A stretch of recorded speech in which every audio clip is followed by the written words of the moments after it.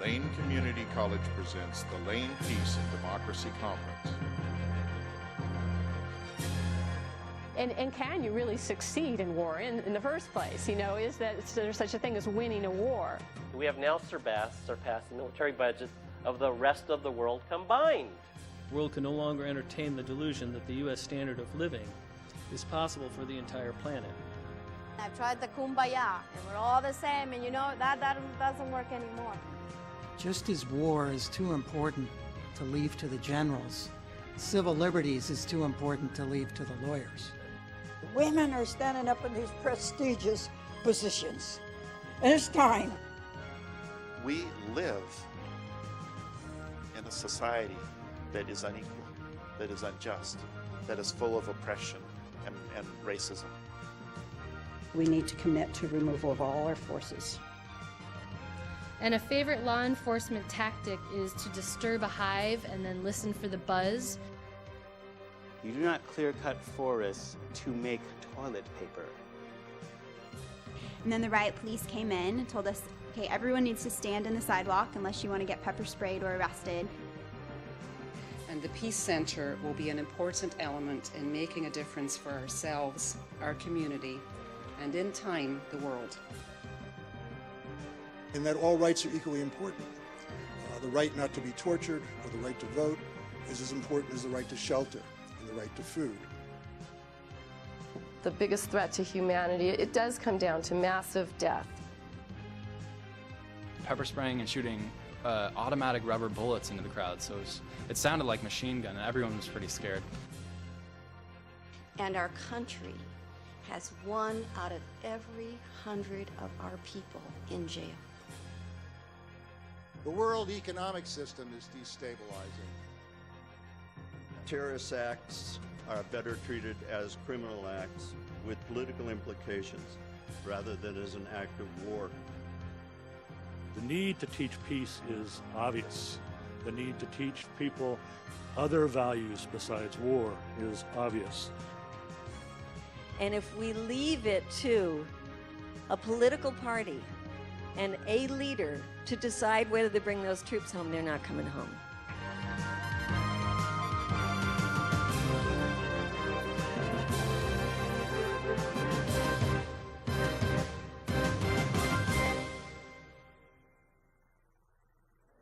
It's a real pleasure to be able to bring guests to you during this welcoming session. And I'm going to do these guests in backward order here in terms of telling you who's here. Mayor Piercy is going to be talking about the accomplishments of the city of Eugene. Our own Mary Spilde will be president of Lane Community College. I'm not quite sure what she's going to talk about, but I'm sure she'll let us know. And what's really a pleasure is to be able to introduce Agnes Pilgrim, who is a Takelma Indian elder here representing the International Council of Indigenous Grandmothers. And I'm just going to turn the floor over to you, Agnes. Welcome. All right. Thank you.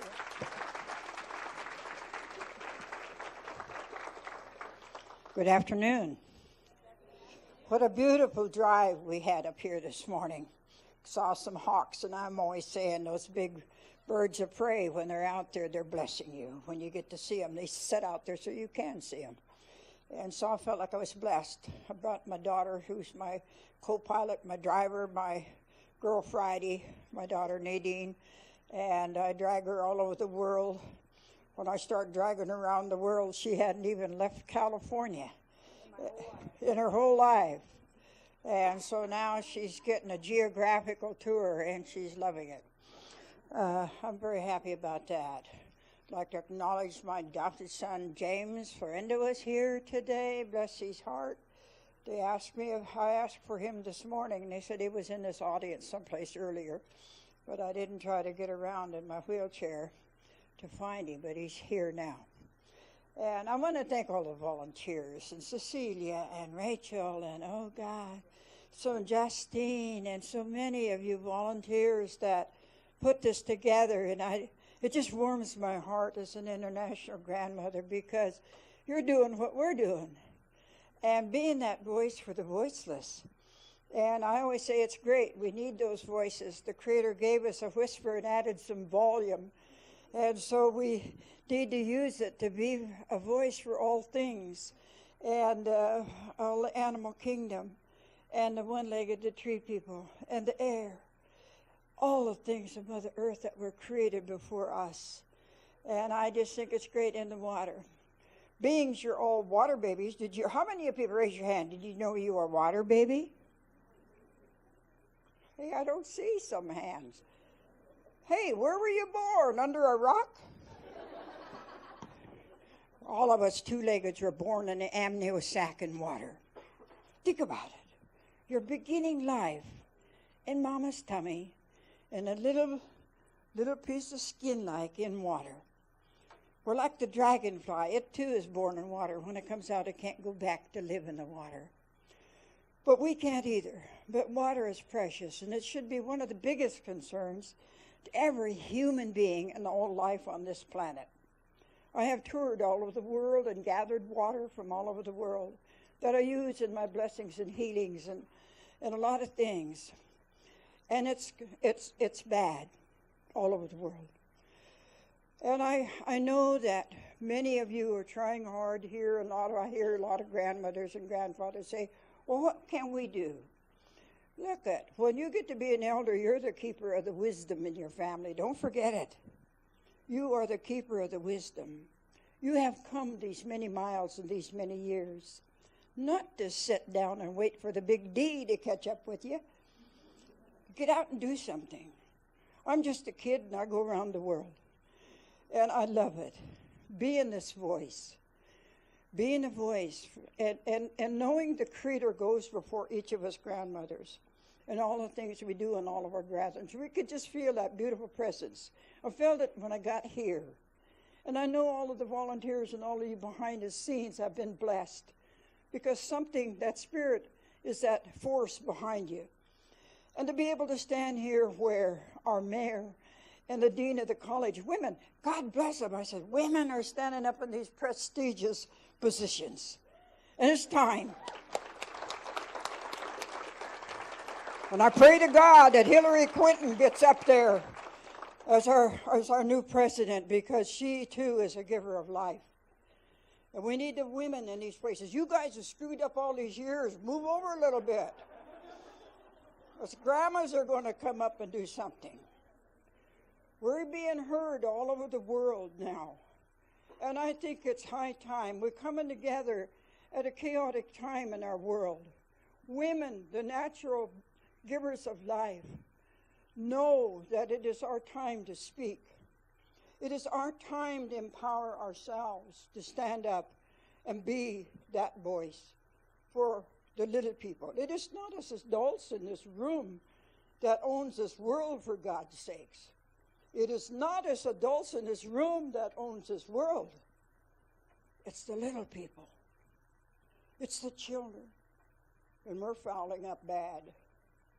Things are pollution all over the world. And we got to go back and do things more sustainably, don't we? We got biodegradable things. They're even making plastic silverware out of corn. And I think it's beautiful. Recycling paper. Many things. We need to come back and do this in all businesses, not just in schools and things. It's all over every business. How you get rid of your waste, everything. How you use your water. Do you bless it? Water can hear. Water can hear. Do you tell it it's sacred when you drink it? Do you tell it it's sacred and bless your body when you're showering or bathing? You better start doing it. I'm telling you, without water, all life dies, and it's getting bad everywhere. Wells are drying up. Pollution is all in our rivers. We're fighting hard to keep the Smith River and the Rogue River in its pristine way. And this is my second year on the Rogue River doing a sacred salmon ceremony. 13 years on Applegate. Letting people to know there's life in that water. It's not a garbage dump, you know. So we got to do a better thing about where we're putting our stuff. Police the waters. Be that voice. Stand together. Help us grandmas carry this message. So with that in your heart, Let's stand. Let's talk to that giver of life. Let's lift our voice and let's open our heart. Get out of this thinking thing called a brain. Do your 18 inches and get into your heart right this moment. Take a deep breath. Shut it down. Get in here. Thank you, Grandfather. We come to you and thank you. Pity us. Look down on us today. Walk with us. Speak to our hearts. Give us the words. Help us with the 4-letter word love. Help us with the 5-letter word peace. Get it into our hearts, Grandfather, so that we can walk about in this temple that you give us with the love and the peace in our hearts, so we can give it away, as you said, so that we can look at people, say, I love you, and that we love each other, and that our families, that we can tell them, look in their eye and say, I love you. Help us to be that. Put us in this ship called friendship, and you gave us the L word to make it move. And we thank you for all that you do here in this conference, to touch our hearts, open our eyes, open our ears, help us to do a better sustainable way by our Earth's Mother, Grandfather, we pray. This is the job that the old one left us, Grandfather. Be responsible and use things in moderation and balance. And we kind of walked away from those teachings, Grandfather. So put it upon our hearts that from this moment we can do a better thing for our Earth's Mother that sustains us this many years, Grandfather. Help us to the 7th generation ahead, Grandfather. Help us to be a better tenant to this world with peace in our hearts, Grandfather, and love. We thank you for being in each and every heart here today. Continue to lift them over, Grandfather. Anybody here that has experienced loss, help them, Grandfather. Someone that's sick, breathe into your healing breath, Grandfather. We thank you for all the things and the gifts that you have given us. We thank you because yesterday was history and tomorrow's a mystery, and today is our gift, you said, Grandfather, one day at a time. And we thank you for that, this one more day. Bless you, walk amongst us, lift our hearts and our spirits, encourage us, strengthen us, Grandfather, we pray. Aho, aho, aho. Thank you. You may be seated.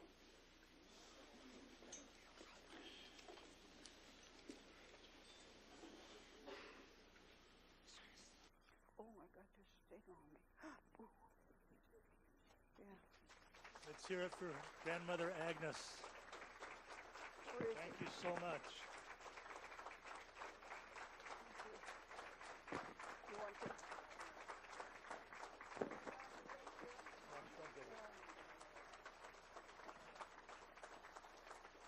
Oh, thank you, and I hope everybody has a wonderful conference here. Thank you. Well, Mary Spilde, where are you? I'm just going to turn the microphone over to you, and I'm glad that you're following her and not me.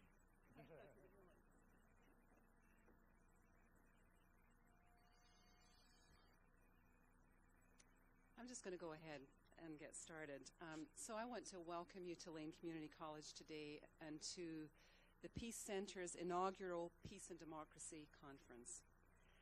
I hope that you'll all enjoy the wonderful facilities here on campus. And if it all gets too much, about 100 yards behind you is a lovely, peaceful garden, and you can walk in our labyrinth and reflect and gather your strength and come back. This is a very exciting time for us, and for me personally, it's the first step in fulfilling a long-held dream. It is, of course, a collective effort.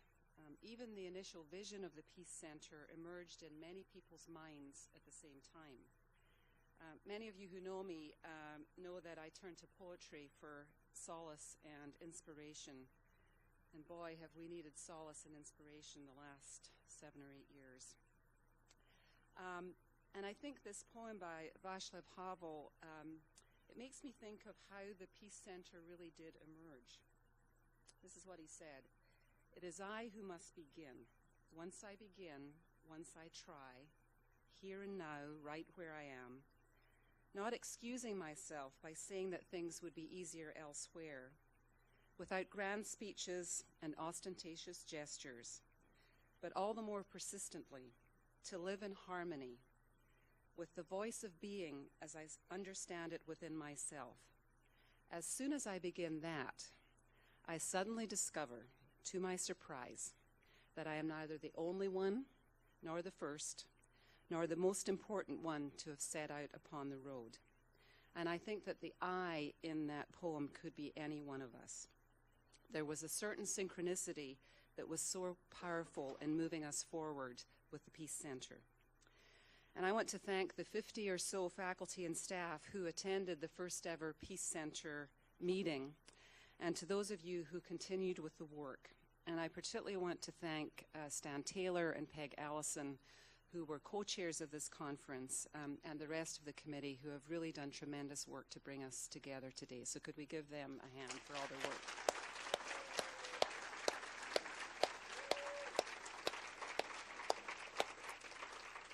And I also want to thank all of the crew here at the Center for Meeting and Learning.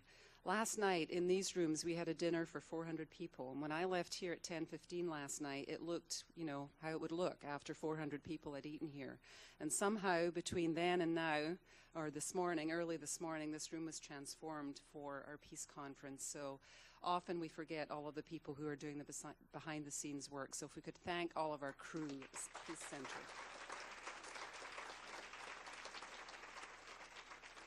So at Lane, we've got some big ideas about this Peace Center. As an educational institution, we have a responsibility to raise critical issues of our time, provoke ourselves to think, to hear different perspectives, and to educate ourselves so that we can make informed decisions that will guide our actions in our community, the way we vote, and so on. So we plan an interdisciplinary associative arts Oregon transfer degree in peace studies, a speaker series, possibly nonviolent communication training so that we can build our own capacity to live nonviolent lives on a daily basis, and of course this annual conference. So why is it important for Lane Community College to develop a peace center? Well, as a community college, we are a reflection of and a part of our community. But community colleges, as democracy's colleges, committed to equity and social justice, we must be doing more. When we look globally, it's hard to see all of the degradation caused by war. It also is hard to imagine what a peaceful world would look like. I don't know about you, but I don't know what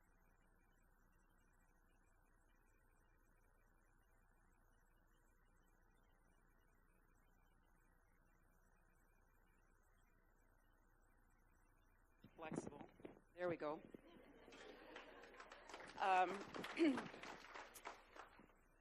So as I said, I don't know what to do. I feel overwhelmed by what is going on. It just seems too much. I applaud people like Bob Wing and Medea Benjamin, whom we heard from this morning, who are working on the international and national scene. They're working at the macro level to make a difference. I encourage all of you to act at whatever level you feel you have energy and capacity. I have to share, however, that for me, the big picture just feels too overwhelming. But it doesn't mean that we have to do nothing. Rather, we can work at the micro level, which to me seems much more doable. And that always brings me to the community level and where Lane fits in that. I think in order to have a community of peace, we must have a vision that is shared by many in our community. And we can use that vision as our North Star, the direction in which we are always moving, and the test against which we measure our actions. I think we all want to be part of a healthy and peaceful community in our homes, at work, and in the broader community. Healthy and peaceful communities are highly productive and they're highly nurturing. They're places where people live by the highest human values, extending themselves for the instrumental purpose of peace, a vision, and for one another. Healthy communities recognize that we're dealing with very complex problems that don't lend themselves to the Band-Aid or the quick fix. And complex problems are solved by joining together, widening the circle, bringing diverse voices into the room, curiosity, letting go of certainty, discovering what we care about, and being in relationship with one another. A healthy community knows itself as a community focuses on what's possible, not what's wrong, and expects leadership everywhere. So we need to look at ourselves. It's all about me. Sorry. It's all about you. And what I mean by this is that healthy communities are measured partly by the health of the people that are part of that community. We can work on ourselves, do what we can, and then do more. It is to engage the process of deep change in oneself and also invite others to do the same. So we have an opportunity to do that, and we're starting today. But we should never underestimate the power we have of working together. When I feel stuck, I am encouraged by this the Marge Piercy poem, The Low Road. Alone, there's not a lot you can do, but 2 people, or 3, or a dozen, can make a difference. It goes on one at a time, she reminds us. It starts when you care to act, when you say we, and each day you mean one more. And so this is the poem. What can they do to you? Whatever they want. They can set you up, they can bust you, they can break your fingers. They can burn your brain with electricity, blur you with drugs till you can't walk, can't remember. They can take your child, wall up your lover. They can do anything you can't stop them from doing. How can you stop them? Alone, you can fight, you can refuse. You can take what revenge you can, but they roll over you. But 2 people, fighting back to back, can cut through a mob.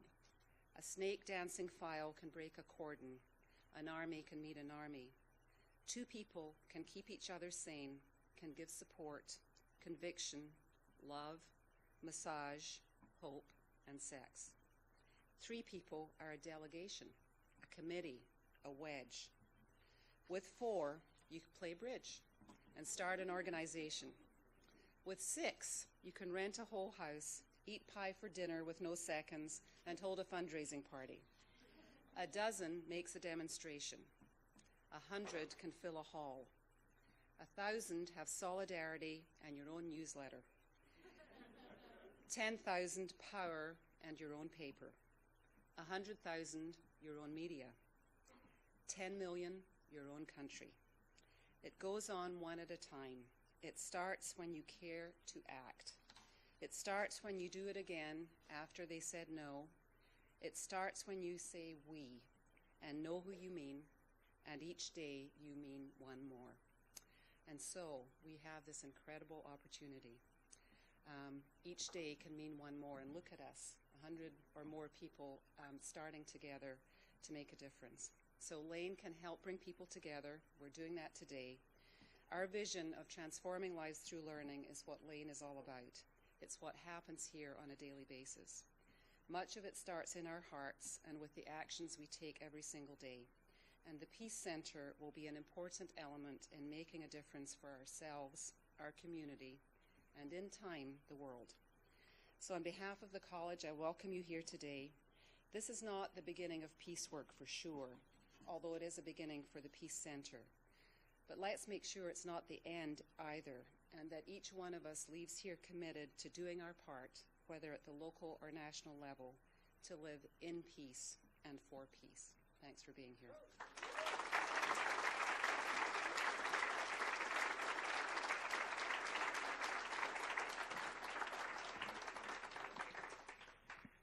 Thank you, Mary Spilde. Now I'd like to call the mayor of our fine city up to talk about the work that the city is doing around human rights and sustainability issues.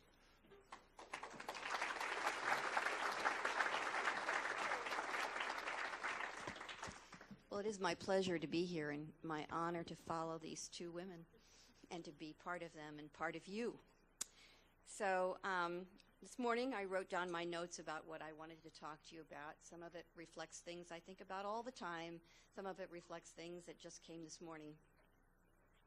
I'm pleased to be here to welcome you all, to welcome the conference, to support this center, to support Lane Community College, which I think is so important in our community. The peace movement has a strong home in Eugene, and I'm proud of that.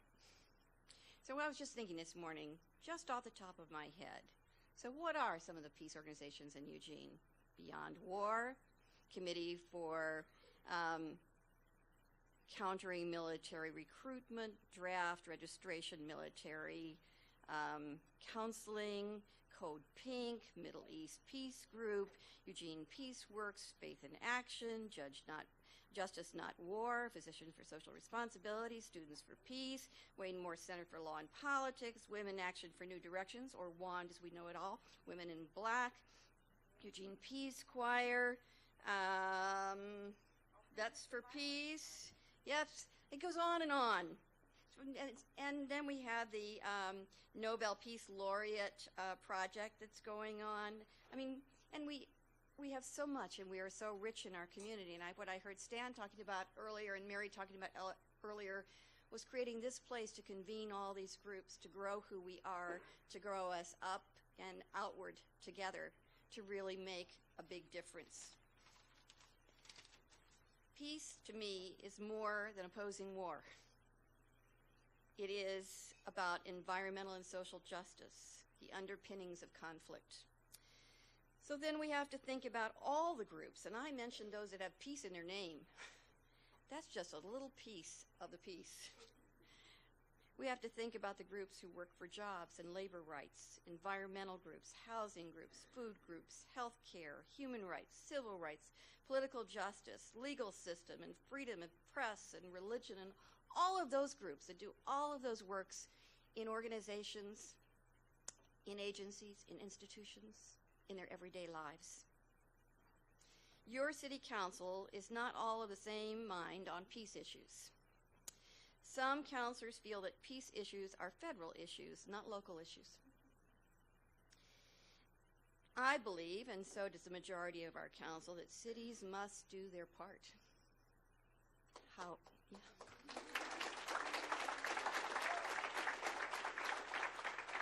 I just want to take one small, I actually belong to Mayors for Peace, which works with which the mayor of Hiroshima started, so that we all remain conscious of what war can do. I also have been working on the sustainability issue, and I'll make some more comments about that in a few minutes. But one of the things that I learned in that is sometimes you can't wait for the big guys to act. Sometimes you just got to do it where you live and take those steps. And I think I can't say anything more important than that, because as Mary said, you know, you start out as one, and before you know it, you're more than one, and before you know it, you're more than that, and after a while, you're a whole lot. And you link and stand shoulder to shoulder with people across this state, across this country, across this world. And it's that shoulder to shoulder and that bridge building that will make all the difference in this world. Like, I don't have this written down, but like you, I am profoundly ashamed of our country right now. I'm profoundly ashamed of our country because we seem to have forgotten that making friends, creating relationships, extending our hand to people, listening to what's happening in other countries, stepping up when crises happen in other places. We seem to have forgotten that that is what makes us neighbors and friends and enables us to live in this world together. So, we've passed on our council a number of resolutions opposing funding for war, opposing the Patriot Act, a number of things where we stand up as a community and we say, our voice, joined with other cities across this country, says these things aren't right and we need to be heard.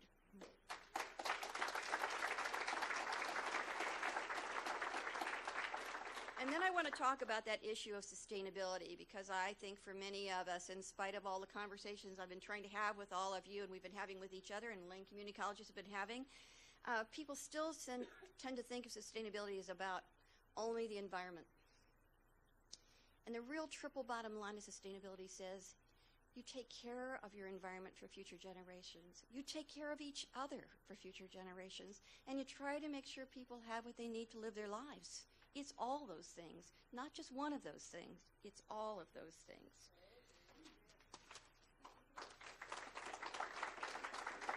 So in our council, I'm proud to say, and I want to, this is one of those things where I couldn't tip my hats to enough people if I began to tip my hat, but I do want to tip my hat to Councilor Ortiz, because she's the one who said to council, you need to be putting homelessness on your list of goals.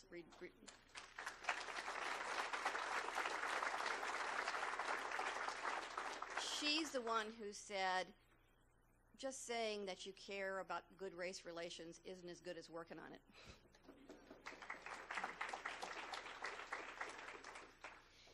So another issue I wanted to talk to you about was that we are working with regional partners, and I'm working at the local level and the state level and the national level to address climate change. Climate change, global warming. The issue that I want you to think about around peace about that is that's a lot about environmental justice issues. When the land melts out from under people and they have to move from places they've been since the beginning of time. When the mayor of Shishmaref in Alaska has to say, we can't have fresh water here anymore because the permafrost has melted underneath our community. Where people who have lived on the ocean and all their customs, all their history, all their connection to the universe is there at the ocean. And because the permafrost is melting, they have to move. This is an issue about peace. This is an issue about environmental justice. So, I also thought not only are people going to be affected by where it gets hot and where water becomes scarce and where people have to move because of the shifting land underneath them, but I also thought, and Charles Dalton, my friend who works at eWeb, brought this to my consciousness. He said, you know, there are a lot of people in this world who know how to live on very little. We think we need to help them. Maybe they need to help us.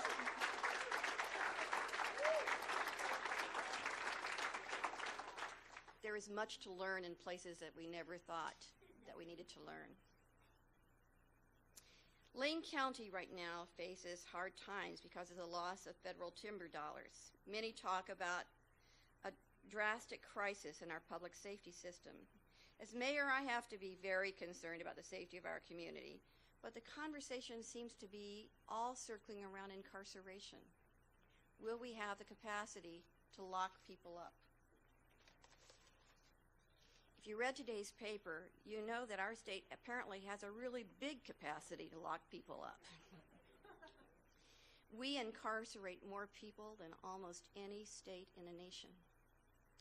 And our country has 1 out of every 100 of our people in jail. 1 out of every 100.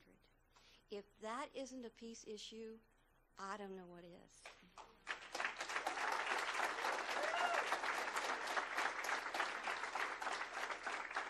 And since it's 1 out of 100 now, I guess that includes some white people.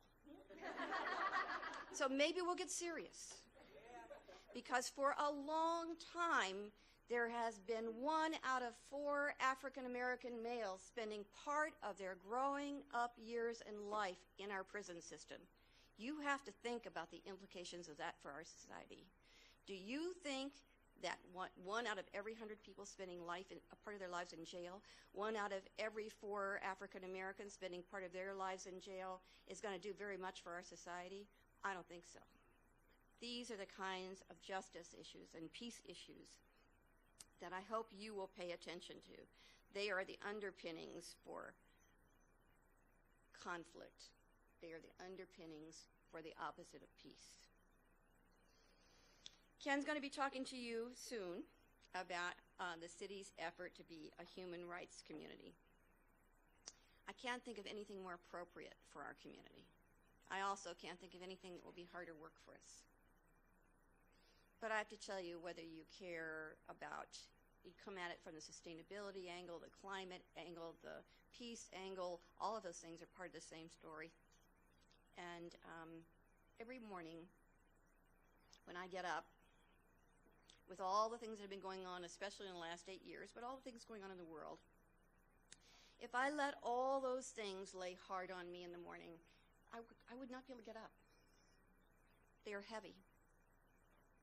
But because I believe in change, because I believe in our capacity for love, for greatness, because I believe in the capacity of our thinking and our ability to do good, then I believe that we have the ability to shape and change this world and change our destiny. So I'm here as your mayor to say, I'm ready to do this with you and with our friends and colleagues across this country and across this world. Thank you.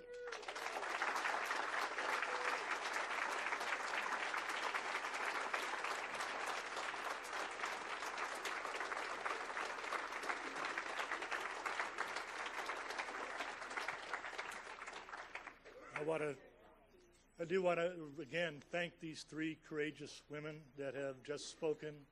Agnes Baker Pilgrim for giving us the value of ceremony. Mary Spilde for getting behind the Peace Center and recognizing that the commitment of resources to this issue is not an easy thing to do and doing it anyway. And Mayor Piercy for leading this city in a new direction over the last few years. And very courageous, very courageous.